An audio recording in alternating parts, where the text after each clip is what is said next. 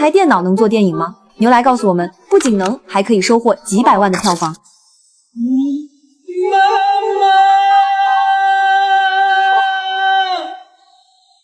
牛来。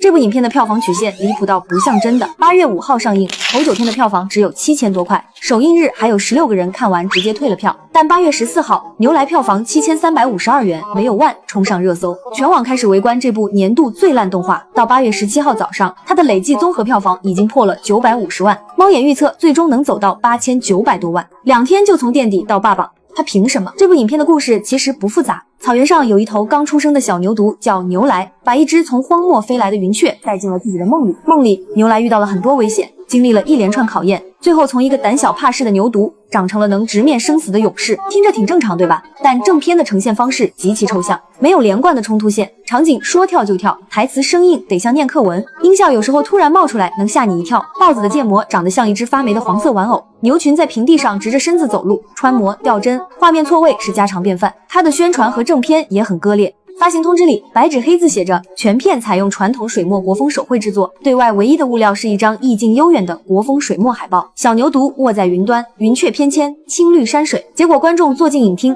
看到的是被调侃为4399小游戏画质的低精度3维画面。而这部影片创作团队只有2个非科班的普通人。导演信宇萌之前的主业是装修，2016年他用10万块注册了一家装饰工程公司，2021年把公司改名成了影视传媒公司，经营范围加上了影视制作和文艺创作。同年，牛来通过了剧本备案，哪吒之魔童降世和饺子导演的故事早就印证过，普通人也能做动画，或许是有了饺子导演的启发。接下来的5年，信宇萌一个人自学软件、建模、调动画、搭场景、打灯光、渲染、剪辑、配音、后期合成，所有技术岗位全是他一个人。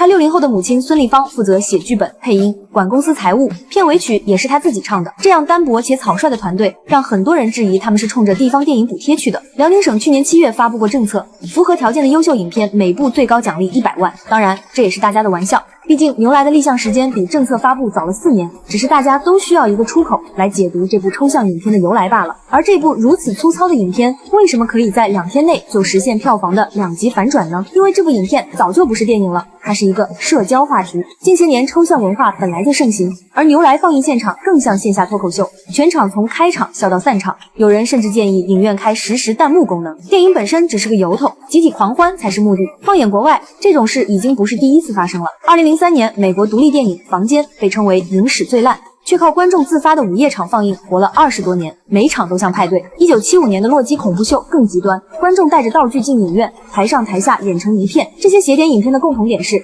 成品质量不再是评价标准，观众的参与和2次创作赋予了它新的生命。牛来正在走的就是这条路。或许信宇萌也没想到，这部抽象的影片能给他带来这么大的票房。